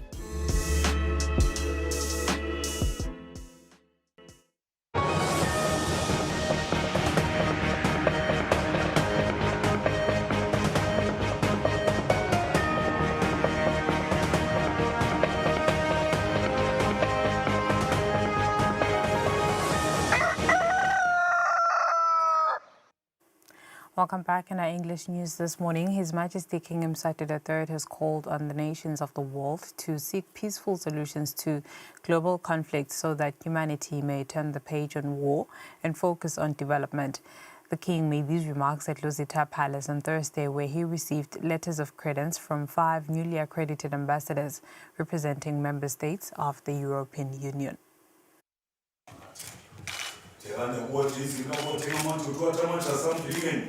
His Majesty King Mswati III received letters of credence from 5 ambassadors representing Hungary, Slovakia, Lithuania, Italy and Finland at Luzita Palace. The envoys, who form part of the European Union partnership, presented their credentials to His Majesty with a renewed commitment to deepen relations with the Kingdom of Eswatini through cooperation in key areas of mutual interest. The European Union has shared a strong and enduring partnership with Eswatini for over 50 years. His Majesty reflected on the prevailing global conflicts, decrying the tragic loss of life through wars. The King urged nations to embrace the United Nations as a platform for dialogue and peace so that the world may turn the page on war and channel its collective efforts towards development. These are very difficult times, and these are times when the whole world should come together as the UN Charter, find a solution, especially a peaceful solution to most of these conflicts which are there all over. They are there in Europe, they are in the Middle East, here in Africa. We continue to experience all these big problems of conflict, and we wish one day all these problems of conflict will be something that we can put behind us so that we can concentrate more on development. His Majesty applauded the European Union's continued economic assistance to the Kingdom of Eswatini, which has supported development in various sectors. We are very grateful as Eswatini that the EU is there as a very strong partner, and most of you, apart from being members of the EU, even bilateral, we also have some programs with all of you where we exchange a lot of different programs so that we continue to contribute more significantly in the economic. Speaking on behalf of the envoys, the ambassador of Hungary to Eswatini reaffirmed the commitment of all 5 countries to strengthen ties with the kingdom, underlining the European Union's readiness to continue working alongside Eswatini as a trusted partner. I want to take this opportunity to reassure Your Majesty, the government and the people of Eswatini that our countries, in the framework of the European Union, We stand by our commitments concerning partnerships and trade. This includes Eswatini 100% duty-free and quota-free access to the European Union market of 450 million consumers. That commitment will not change. This has been a report by Sandila Makanya, reporting from Lozita Palace with Zwele Masugu and Temba Mamba. His Majesty King Mswati III has praised the success of this year's Red Dance ceremony. The King says the Red Dance has become a premium cultural event that markets Eswatini on the global stage. His Majesty made these remarks on Wednesday evening at Eswatini residence while receiving contributions valued at over 18 million emalangeni, which have been made by the nation in support of this year's ceremony. Maidens continue to increase in number each year at the annual Red Dance ceremony. The nation has upheld the tradition of making contributions to ensure the welfare of the maidens and the success of the ceremony. This year, His Majesty the King was presented with contributions collectively worth over 18 million emalangeni. These included cash donations exceeding 2 million emalangeni, 140 carefully valued at over 1 million emalangeni, as well as groceries, food, soft drinks, sanitary pads and school bags worth more than 13 million emalangeni. His Majesty described the Red Dance as a premium cultural event that markets Eswatini on the global stage. The King extended his appreciation to contributors to this year's Red Dance. Imikhulu nje kuba kuhle ukuthi kube khona lokubonala ngoba nasive sengaka lembali nje yafika ngalesibili ize yahamba idolo so lokubonala ukuthi ifanele inakelelwe ngetindlela tonke letingito letibonala ukuthi iphatheka kahle inayivuka kwekuseni iyawulala ingaze nekuthi bese kuba na kukhanya ukuthi awusekulala kade etiko kubonakale esigabeni sekuseni bavele bayanakelelwa njoba nje kulikhona vele libandla lelinakelelako lokho lento umsebenzi lomuhle ngoba inkulu embali kepha ke esikhathini sonke iye ibonakale ukuthi iphatheke kahle kakhulu inakelelekile kakhulu sibili lo nyaka ke kube ingcayizivele ukuthi awunesive sibone kukuhle ukuthi inkosi naye bitelive isuke isibite sonke isungakabiti imbali kuphela lokho leni kujikijelako nje esivevaneni yona ndlela lekhombako esigabeni sekutheni nani kanye nenkosi emsebenzini welive leMaswati ekubonaliseni ukuthi lokho lesenikukhokhile njengoba nje lonyaka kuthi tekuqala kepha ke mobilization yabonala ukuthi ayiphuma na 18 million emalangeni kuyawubambisa lo msebenzi welive. His Majesty proposed that the country should explore opportunities to showcase traditional cuisine as part of the Red Dance celebrations. Ngalemanye malanga kuyafuneka ukuthi nakunale mikhosi lenje ngalena kuba namhlanga sekuto display ne cuisine yeSwatini kubonale nje ukuthi lapha kungaphekwa ngabogalaza ngiloyo ngemananga akhe ngingaba kulelinye live ngabona siyawubuka umsebenzi lothide kwawo ngiloya apheka kudla kubonakala ufika ukhethe nje ukuthi ufuna lokho noma ufuna lokho lelive bebakwendile bebaze bathathe ngisho nekudla kwaletinye bomakhelwane laba basurroundile kubonale ukuthi kwenda nalomkhosi kube muhle kakhulu kuthi ngalapha nje uva nelusu lokudla ngalapha nangalapha ubukela bunanzi bembali iyagabashula ngalapha nelusu lokudla konke kuvele kube mnanzi nje sibili kwenta lo msebenzi ube mhle ngepha ngiyathemba ukuthi kumbe ngalamanye malanga ema-designers ayakwazi akuhlalele kahle phansi asakubuke ngoba kuyakomplementana le misebenzi kulela live nje nasi le eveni sinikubuka sihamba besikhonjiswa ngekudla ngekuhlukahlukana ngekudla ngekuhlukahlukana Lisilo school inkampani yekucala itsiteng high tech ukhiphe 250,000 wona waphakathi.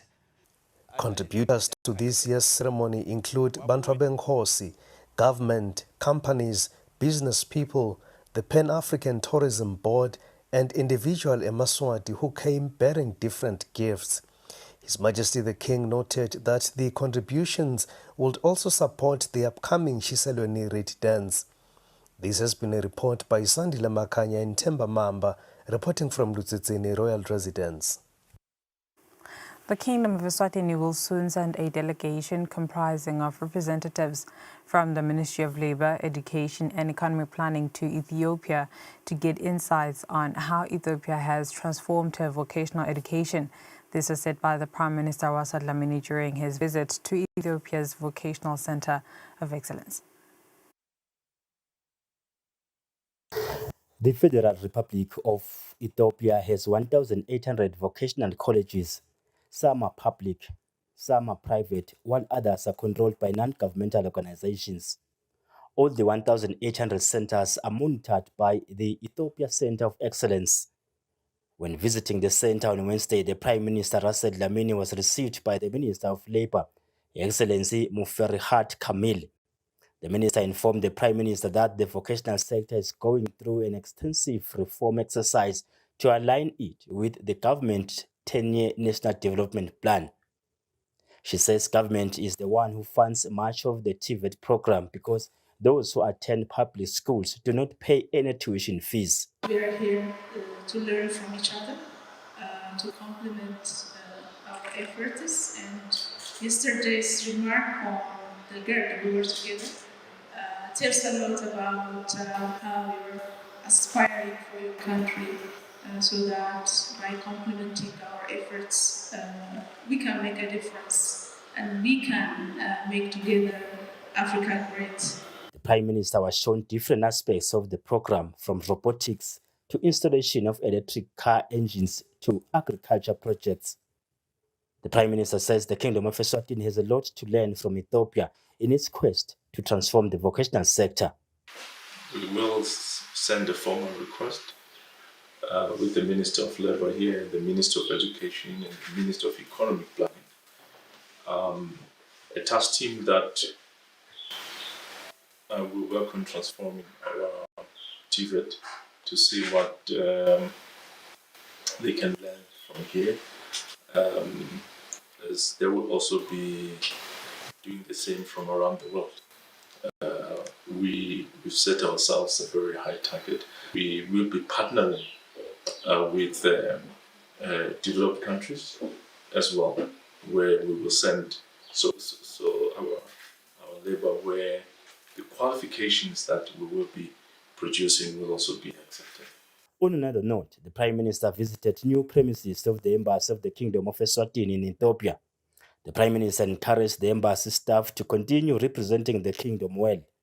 The Premier then had a meeting with representatives from Drought Global, a company that is keen on setting up a solar plant in the Kingdom. Reporting, I am Linton Kule, Ethiopia. Eswatini will soon establish a Drought Centre of Excellence. This has been announced by Deputy Prime Minister Senator Kusile in a press conference on Thursday morning. The DPM says this centre will ensure that early warning systems are more effective, among other things. This forum is not an ordinary meeting.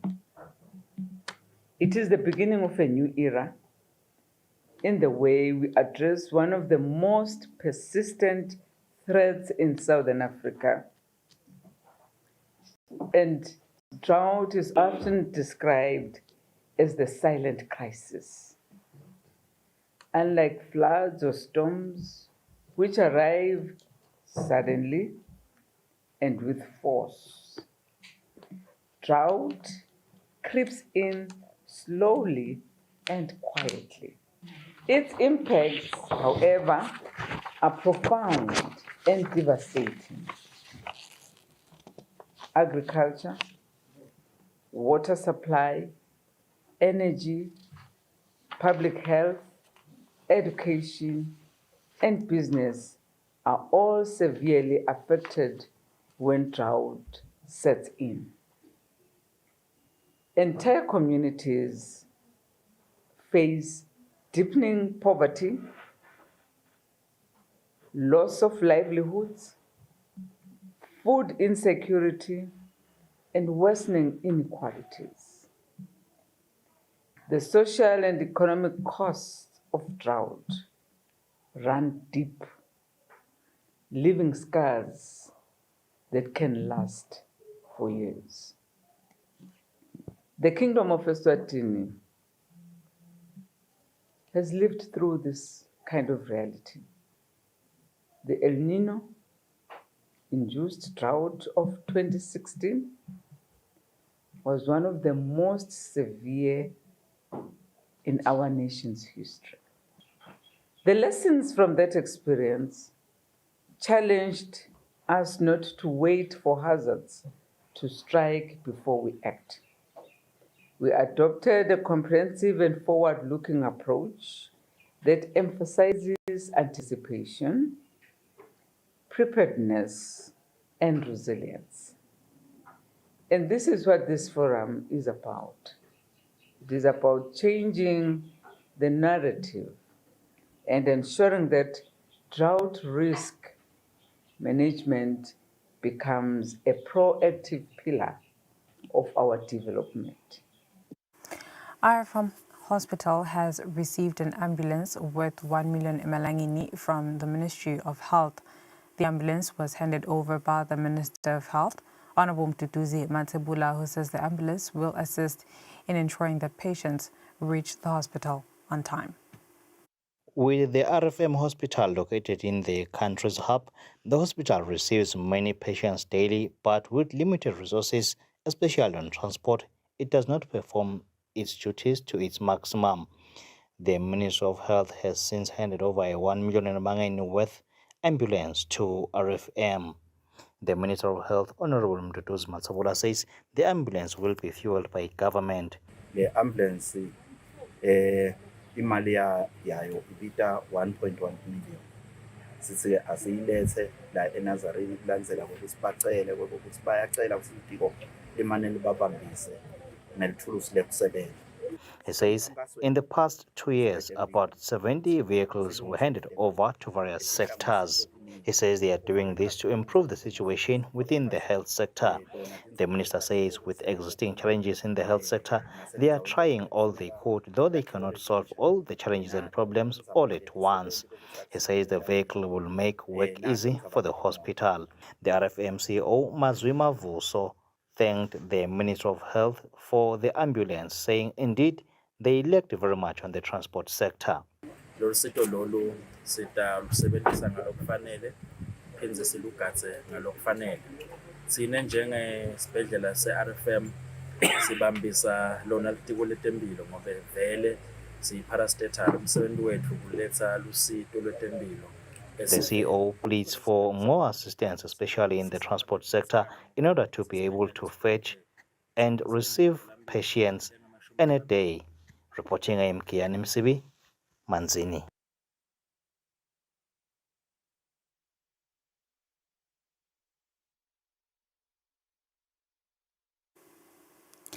FNB Eswatini has posted a profit after tax of 268 million emalangeni for the 2024-2025 financial year, maintaining its lead as the country's top financial institution.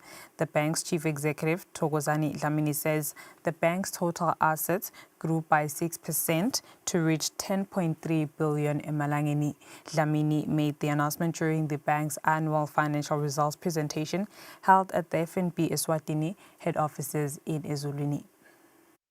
The First National Bank has posted a profit after tax of 268.8 million emalangeni for the 2024-2025 financial year, maintaining its position as the country's leading financial institution. The bank's annual financial results presented shows that total assets increased by 6% to 10.3 billion emalangeni, while customer numbers grew by 7% across retail, commercial, and corporate segments. Advances rose to 4.7 billion emalangeni and deposits increased to 6.6 billion emalangeni, reflecting a steady growth in the market. The FNB Chief Executive Thokozani Dlamini says that beyond its strong financial performance, the bank plowed 5.48 million emalangeni into communities through corporate social investment initiatives. We invested in total 5.48 million into different initiatives as FNB, as well as partnering with the FNB Foundation. The other highlights have been in terms of how FNB has contributed to the Entrepreneur of the Year, where they were giving a prize nationally. But what we started this year is also introducing prizes in the regions. And then the last one is in terms of a focus from an FNB perspective, which is sifuna focusa ubosoma business labancane SMEs. Part of that is through the Entrepreneur of the Year awards, but also in terms of introduce alamanye ema programs, nema products that our supporter. FNB Eswatini celebrates 30 years of service in the kingdom, having pioneered key innovations such as cell phone banking in 2007 and e-wallet in 2011. Reporting Sondomlangeni, Giani Msibi, Bongan Matsebula, Ezulwini. Business Eswatini has officially signed a trade agreement with the Business Chamber of Benin. Speaking at the signing ceremony held at Mafini, Business Eswatini Chief Executive Officer Inathi Dlamini emphasized the importance of forging international trade partnerships, especially in the context of the African Continental Free Trade Area. This is a landmark occasion for us as Business Eswatini, as we would like to spread our tentacles towards Africa against the backdrop of the ACFTA, obviously, which gives us access now to Africa. But to do that, you need partners around the region. You need collaboration. And Benin has reached out to us. As we are part of COMESA here and of SADC, Benin is part of what you call ECOWAS, a huge economic bloc, which we know little about. And having a friend in that region and them having a friend this side, we think the mutual benefits will accrue quite quickly. Benin is largely agri-driven. If Eswatini wants to go and invest in Benin, for instance, they put in 50% shareholding in that, which means it allows Eswatini to also spread their wings and invest in Africa, over and above trading in Africa. Benin's honorary consulate unpacks the contents of the agreement. It's a key agreement because we're talking about intra-African trade. That's trade between Africa and Africa. And in this particular instance, between Eswatini and Benin. The whole idea after this agreement now is to go to the sector level, to really go to look at products. Sugar here, manufacture of product here. Benin does a lot of pineapple, just like Eswatini, not only to trade, but also to exchange best practices. Because there are really practices that the two countries can share. Benin is very much linked into the West African region. And Benin can be, for Eswatini businesses, an entry point into the West African region. Business Eswatini has also signed partnerships with business chambers from Botswana, Egypt, and South Africa, amongst other countries. Reporting, Nelson Dlangamandla, Fuminkosi Nzinisa, Ezulwini. The Eswatini Revenue Service has announced that the annual payee reconciliation spreadsheet will be automatically generated by the tax ease system this year. This announcement was made by ERS Senior Tax Officer Tuliles Milani during the Market View ERS Tax Talk while discussing the annual payee reconciliation submission on the digital platform, where she said the deadline is on the 30th of this month, adding that failure to meet the deadline will result in the system automatically charging a penalty of 30 emalangeni per day for each day. What was happening in the past when it was this time of the year where employers are expected to do the reconciliation is that the ERS would circulate an Excel spreadsheet for employers to download and then capture the information into the system. So that was really tedious and time consuming. So this new system text is, as Duduza has said, makes it much easier now for both employers and ourselves. So now they don't have to do that completion of that previously circulated spreadsheet. So the system automatically does that for them. So all it does, it just uses the monthly submissions to automatically bring up this annual reconciliation. So now all they have to do is just to check if each and every employee pay-as-you-earn deducted and the pay-as-you-earn calculated balances. So in the event there are variances, then the employer has to make good of those variances. In a bid to curb malnutrition, the Ministry of Health has signed a memorandum of understanding that will help improve the situation of children's malnutrition in Eswatini. The head of programs at the Eswatini National Nutrition Council, Eswatini, said the MOU aims to improve child nutrition. Under the agreement, the Tuchi Foundation will provide nutritional supplements for the treatment of acutely malnourished children. Malnutrition solo inkinga eveni siyabathwala abantwana laba solo bangakondleki kahle. Malnutrition remains a serious challenge in the country, hindering children's growth and development and leaving them susceptible to illnesses. These commodities that we have got here as a result of the Memorandum of Understanding between the Ministry of Health and the Buddhist Compassion Relief Foundation will assist greatly. We are grateful to receive this new consignment of nutritional commodities, as there are about 4,800 nutritional powders of 2 kg each, which are easy to mix and highly nutritious. These supplies are a lifeline for most of the vulnerable children, and they have been approved by the ministry's nutritionist.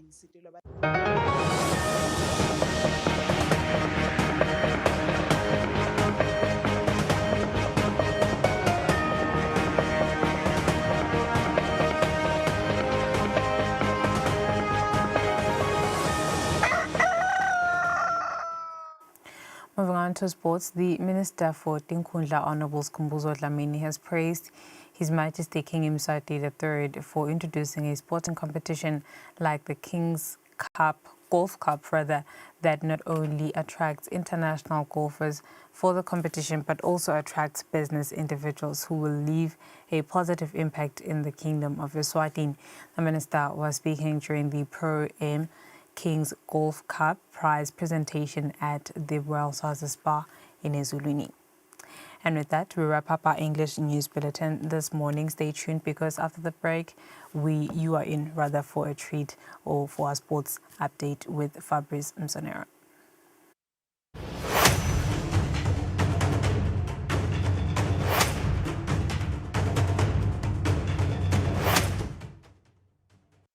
Kude lesinye isikhathi ngaphandle kwalesi. Aba research bafunze.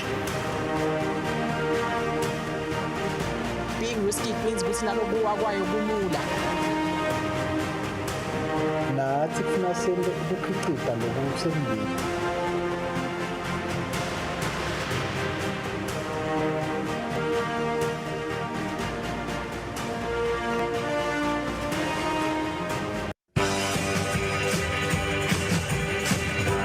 Kwavele kwanyika shukela. I know.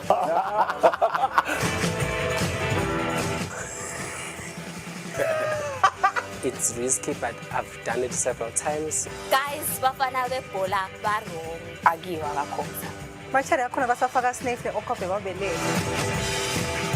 But my friends can go to hell. To this day, I've never seen that man. You don't know him like I do. I know it's petty. I don't know what it is, but I can jump. Well, okay, yes, I've seen handcuffs where they were not supposed to be.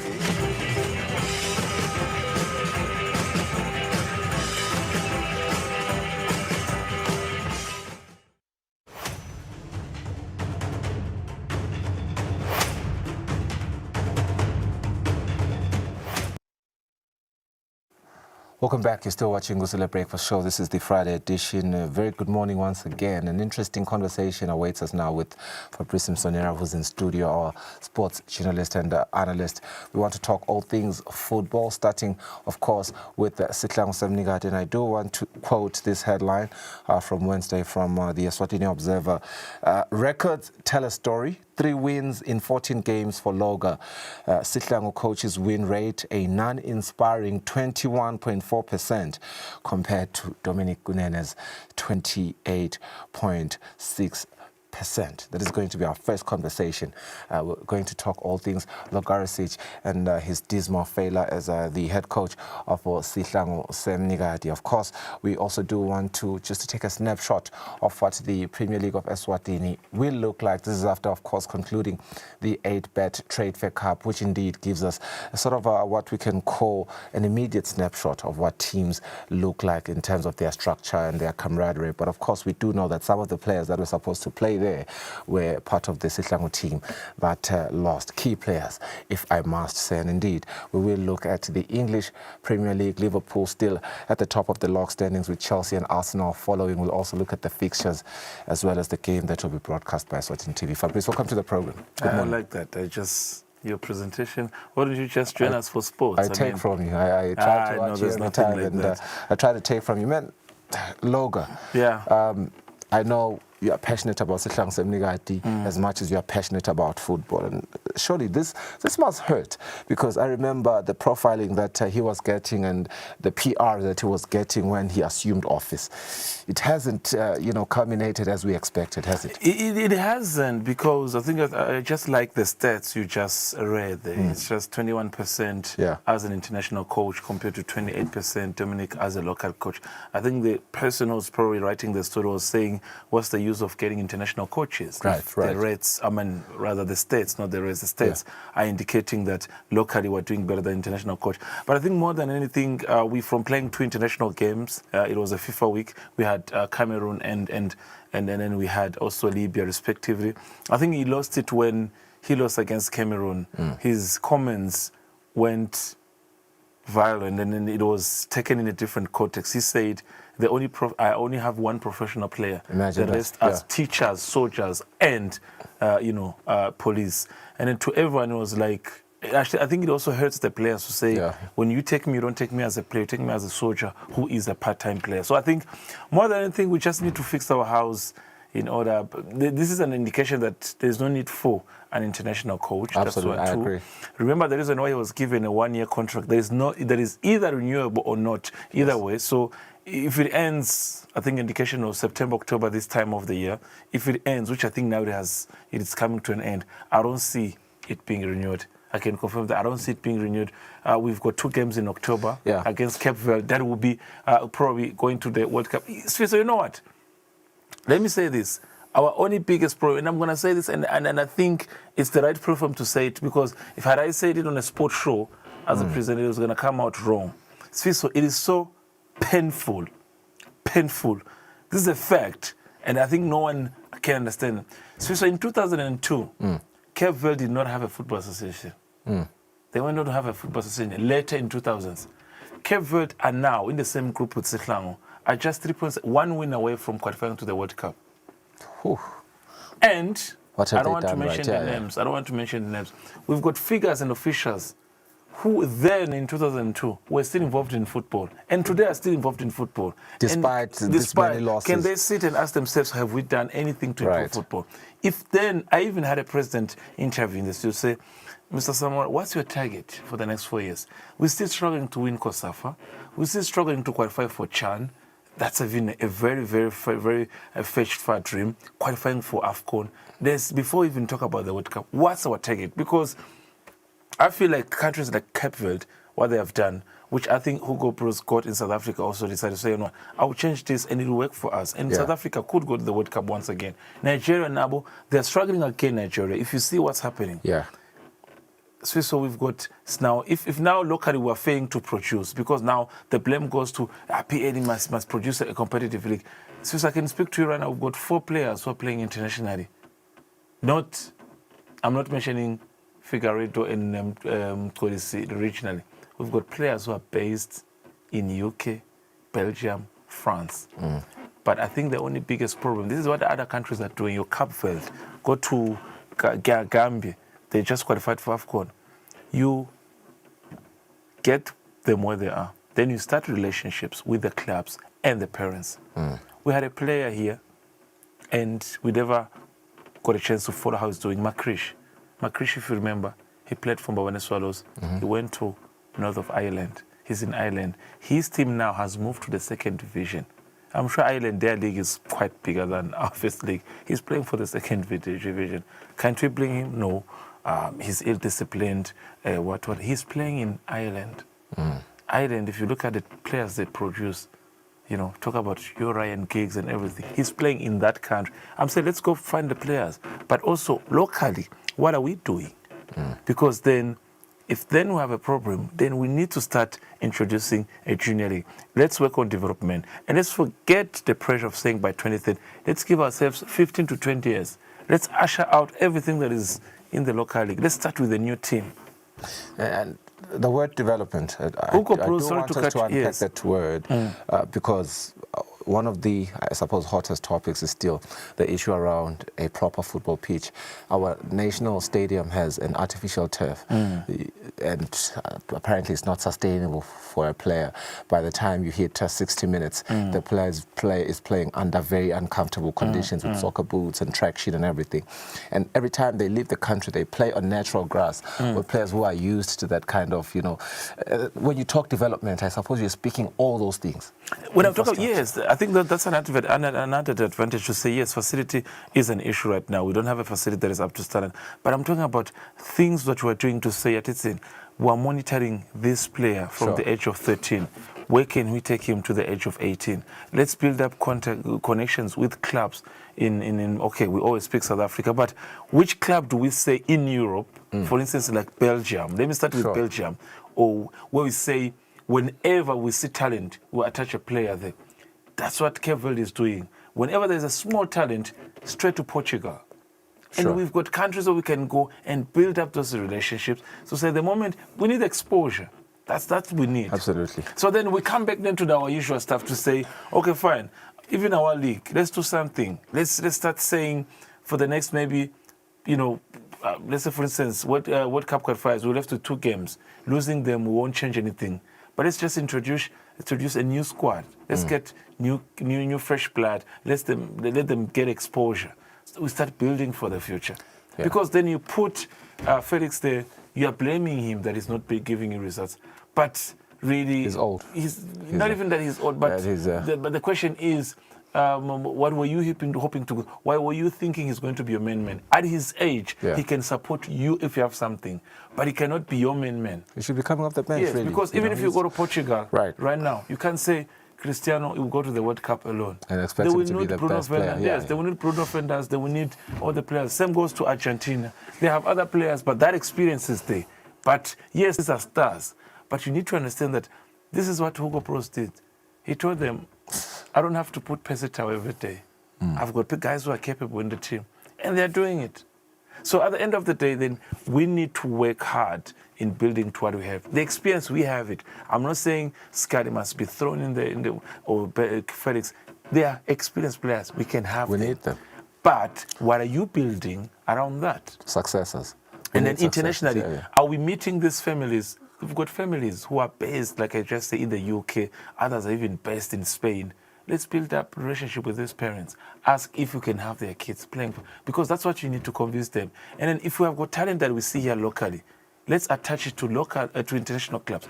I think if we can do that, then we keep moving into circles. We don't have players who play abroad. Very won't have any time player who plays abroad. South Africa now, they have got a striker in Foster. He's doing very well for Burnley in England. He scored when they played against Manchester, even if the goal was called in offside. But he played a very good game. And then he came before the game against Nigeria. In Nigerian medias, they were talking about him, Foster, that's a player to watch. So what I'm saying, let's just get that exposure. Expose our players and also build development, but also administration. There are people who just need to do an introspection, say, I've been in football for more than 20 years. Can I just leave office and see if someone else can do it? That's what we need as well. I assure you, it's really going to be a tough one for anyone to say, I'm going to leave office. Tell you, not in this economy. We can fire not in this We can fire Lugaruzic and bring Mourinho. Results will be the same. Even Mourinho Pep Guardiola can come. The results will be the same. It has nothing to do with Dominic. It has nothing to do with Lugaruzic. We can bring Hugo Broos, Mourinho, everyone. The results will be the same. It's funny you mentioned that. It starts inside. Peter Samuras Milane, as well as the Eswatini Football Coaches Association, they've all expressed shock at the remarks that you highlighted by Loga last week when, after that 0-3 defeat to Cameroon last Thursday's World Cup qualifier. Them expressing shock, I suppose you are saying, is not enough. Some of them need to express their shock as they leave office, just like we, I suppose, as a collective, as a Maswati, are pretty much, so to speak, tired of this coach and his remarks that are not building towards the players, as well as the results that back it up. So, as the coach leaves, you're suggesting some people within the office should also leave. This is me, because I don't want to. We've had without this mentioning situation. names, Yeah, we've had a situation. So when you mention such things, and then when you meet these people on the road, and as far as I've been a sports journalist, that is more than 15 years. There is someone within the coaching staff that is always within the Sihlangu setup or step, and the results have not been there. I'm not saying he's a bad coach or anything. But you do an introspection as a person who would say, can I move myself maybe? Let's see if other people can be given. The person has been there. If today is not the assistant coach, he's the technical coach, he's the goalkeeper coach, he's been there. So what am I saying? Let's just, coach said the words. In terms of national flag, he exposed that was wrong. But in his shoes, let's put you and ask, because now we're going to just tell him, our contract is over, we'll take another one. Who are the leading coaches now locally? There's Enes Mavuso, there is Caleb, and there is also, for instance, Edwin Matsebula. So we'll pick one, and we put him there. He goes to Kosafa, he finishes number 2 or number 3, come back. No, we don't have a coach. Then the templates again, we need a foreign coach. Why are we not seeing the problem? We're not seeing the problem. The problem is just the result. Yeah, the problem is not the coach. Because today, I would say, I prefer playing Scott as a striker. Tomorrow comes an international player, he says, no, international coach. No, I don't need Scott, I will play Felix. Then we move in circles, but is the problem really the players or the league? Or the problem starts with the administration, the problem starts with how we're doing things. The under-17s yesterday, on Thursday, the under-17s were playing. I was asking the assistant coach of Mbabane Swallows, who is now the coach of the under-17s. This is 2025 rather. They are playing in a competition against Comoros. How many teams have you faced in 2025? You just told me you played one friend against Lesotho. Then what are you assembling? Yeah, that's not you are good assembling a team of under 17 for the duration 24-25. They have just played a game against Lesotho. I'm not disrespect to Lesotho. This thing all the time that when we need a friendly, Lesotho is nearby, Mozambique. When are we playing Angola? When are we playing DRC? And these are countries that are well established. Zimbabwe, they go to World Cups. But every time it's, no, let's play Lesotho, let's play Mozambique. No disrespect, they are good countries, but we've seen that it's not working. Let's challenge ourselves. Let's play Egypt, under 17. Right. Let's play Ghana. Why? Now, speaking of preparation, we just concluded the 8-Bet Trade Fair Cup, and I suppose that one informs at least what our league is going to look like locally. And I do want us to really look into what that will look like, just based off what we saw at the conclusion there of this 8-Bet Trade Fair. Without talking about the 8-Bet Trade Fair Cup, we already did that on Monday. Let's talk about what the Premier League locally is going to look like. Which teams look really promising? I mean, some analysts are saying it's not enough just watching one tournament and saying we can already predict what it's going to look like. It's just that It's just we're building, we're not destroying.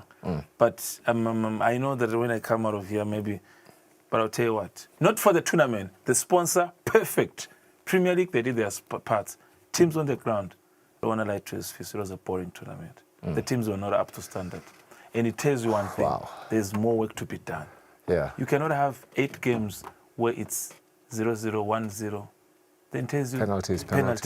Yes, that's why I'm supporting whoever said you cannot judge these teams from one tournament. It was boring. Even the teams were expecting to work hard. Your young Buffaloes, they didn't. Green Mamba didn't see much. You know, things in I didn't see a little bit, and I understood things in it that most of the players are with the national team. Red Leopard understood it. So there was nothing. They need to do more. Highlanders, you even ask yourself, what were they doing in Eastern Cape for an entire month? It's nothing. I mean, Highlanders did go to South Africa, and Singizini did go to South Africa. Can I tell you where I was actually impressed? A team that was dismantled for a longest time, but was assembled for a short period of time. Wanderers. Wanderers was better. From what I saw. Wonders. Yeah, they played one game, but they were a better team. From me, the rest there was just nothing. Right. Because Singizini, yes, there were no players. But the question goes to what you asked, the bigger picture for the league. I think maybe they just need some time to prepare. Teams like Singizini and Red Leopard, they're going to CAF and CAF Confederation and CAF Champions League respectively. So I think maybe they need more exposure. They need that. Players need to be up to speed. They need to work hard. That is why maybe even we're struggling when you pick the national team, you take them to play Cameroon, where Mbeumi is from playing Manchester United. You are playing just you haven't even played a game of the season. Then you ask yourself, how did you make a selection if we didn't even have a single season? Right now we're speaking, the league is uncertain. How was that selection made? Yeah, but yeah. He did say that he selected based on the previous selection because the league was not active. So he picked the names that he is familiar with, which you have to understand, but you can't blame him. Why is the league, according to the calendar worldwide, why is the league not on? Right. Now, the headlines are saying there's uncertainty about the league to start. Rumors say first week of October. Do you know how many games have been played in Zimbabwe? How many games have been played in Zambia since the kick of the season? Then we meet them to Chano, Kosafa, they beat us. You ask yourself, level of fitness, 0. So that's the thing. There's a lot of things. We will blame the teams. They have got their problems. But also, there's a lot of in-house, cleaning that needs to be done. So for me, I think the season is going to, once again, it will be competitive, but the competition starts picking it up around December, January. I was saying I think they'll compete. I think Leopard will be back again. I'm not sure about Swallows. I'm not sure because they need to do some work in terms of recruiting. I'm not sure about Highlanders. I feel sorry for Coach Ernest Mavoso. He has got no players. He needs to buy players. I'm trying to be honest. But I think teams like Nsikizini, Provia, Buffalo, Leopard, they'll compete as usual. Green Mamba, maybe they'll pick up at some point.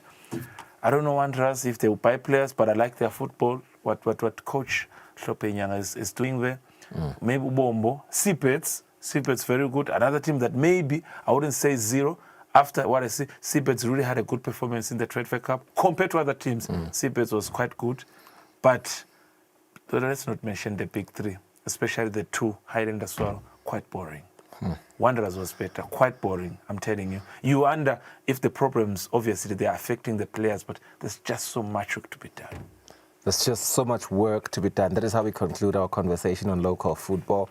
And indeed, you can tell from his passion, and that is also accompanied by a lot of frustration, that indeed there's a lot of work that needs to be done. And we hope that the right ears are listening and they are willing to do that work, because I mean, these guys are analysts, they are journalists. You really do want to credit them for at least being around. He's been around for 15 years for Brice within the sports sector, so his opinion is educated, if I do say so myself. And indeed, we do see the results of Sihlangu Semnikati. We do see how our local football has been faring, even for the fan. Just not as exciting as it's supposed to be. Only the tournaments have been as I know exciting. we're leaving the topic. I said it before.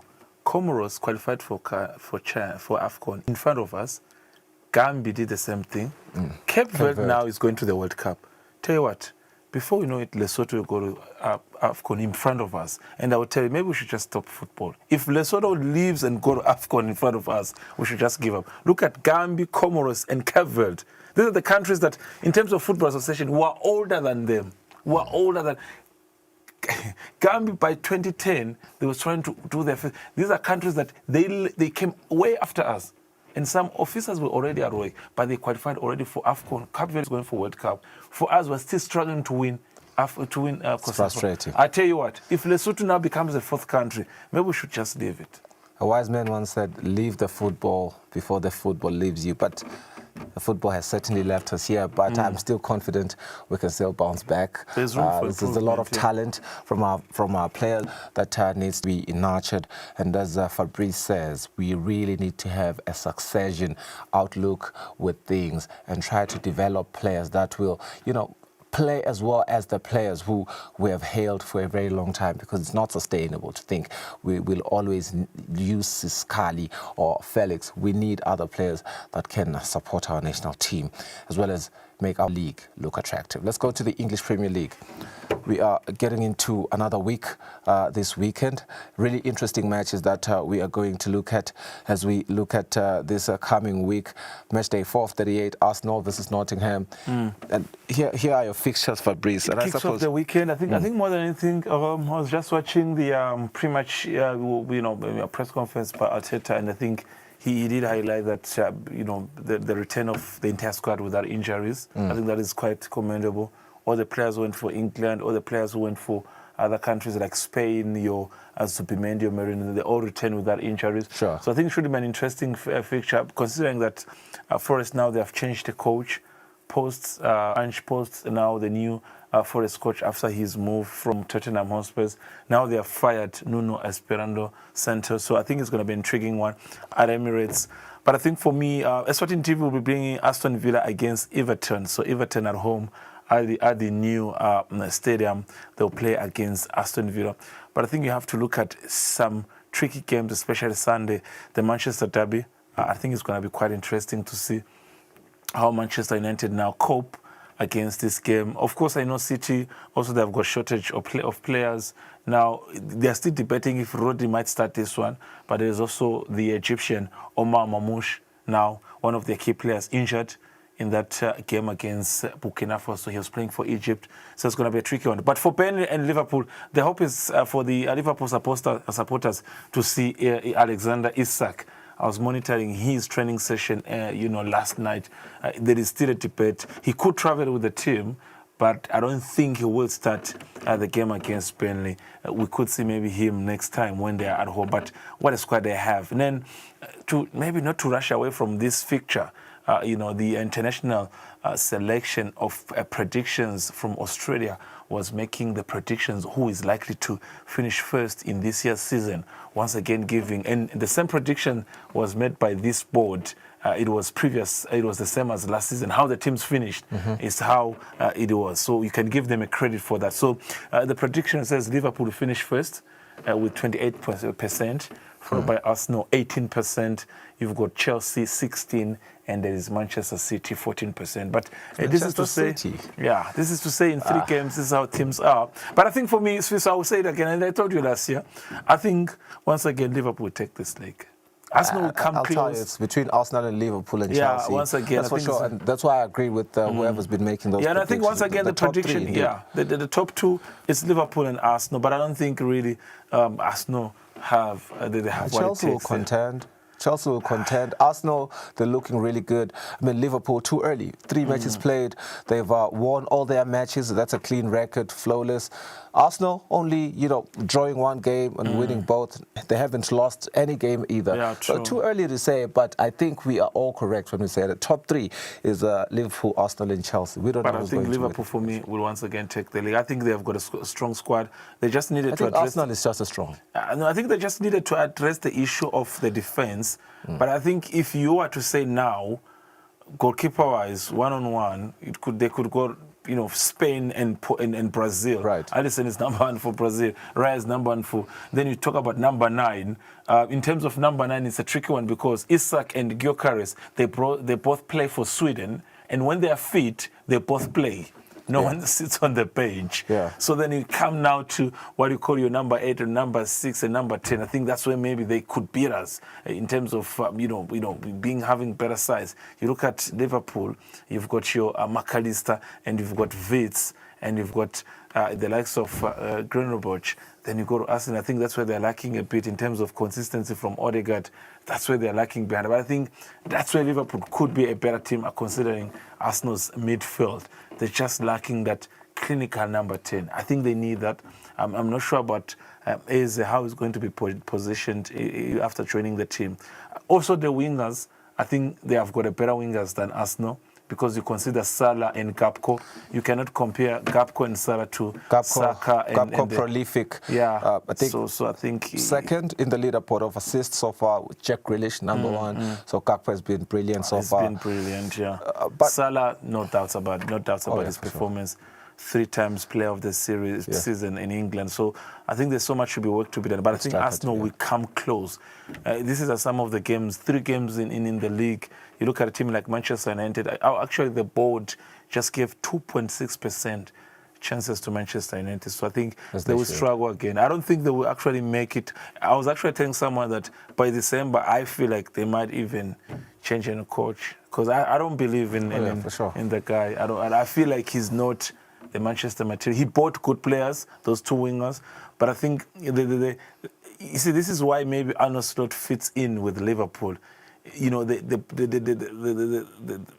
Danish football, the Netherlands football, the style of Netherlands football, it's quite almost similar to your English football. So Arne Slot fits perfectly with. But I struggle to see Ruben Amorim really giving them what they want. I know there's room for improvement. He could probably push some couple of wins, but I think at some point they'll be frustrated and they'll release him. And I think the $1 million question is who is available. I mean, if Luis Enrique is just finishing winning a treble with Paris Saint-Germain, as a coach, he's got the right credentials to take any team.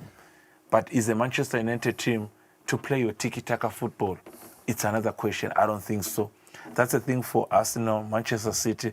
But Liverpool, Manchester United are not teams that will play your tiki-taka football. Yeah. Because you see the type of players they buy, Manchester City and Arsenal and PSG, it's not the right players you will see for Slot, Liverpool, or for Manchester. Yeah. So they need hard-working players, the players with long balls.